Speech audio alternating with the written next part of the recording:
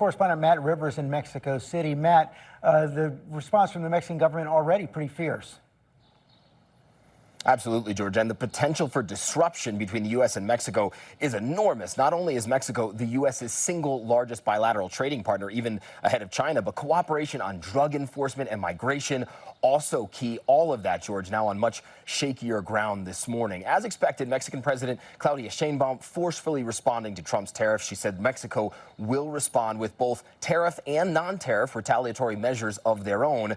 But she seemed to take the most exception with why the Trump administration said they're putting these tariffs in place. The White House saying, in part, Mexican drug trafficking organizations have an intolerable alliance with the government of Mexico. Sheinbaum responding, saying, we categorically reject the White House's slander of the government of Mexico for having alliances with criminal organizations. If there is any such alliance, it is in the gun shops of the United States that sell high-powered weapons to these criminal groups. Now, look, the Trump administration is correct when they say that corruption has allowed drug cartels here to flourish. I mean, we just saw it for ourselves when we spent time last week with drug and gun smugglers working for the cartel. It is systemic here in Mexico, and it has been for decades. But it's one thing to say organized crime and corruption is a problem. It's another thing to say the Mexican government has officially allied itself with these cartels. Now, that claim has made officials here in Mexico City livid. It really even takes this beyond just tariffs. Sheinbaum offered Trump to set up a working group between both sides to try and solve some of these issues, George, but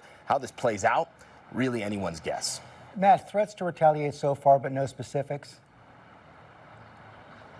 No, nothing specific in terms of how Mexico is going to retaliate. They had a couple options on the table, George. They say they're going to go with the second option, but exactly what they're going to target in terms of U.S. products, we're not sure yet. Matt Rivers, thanks very much.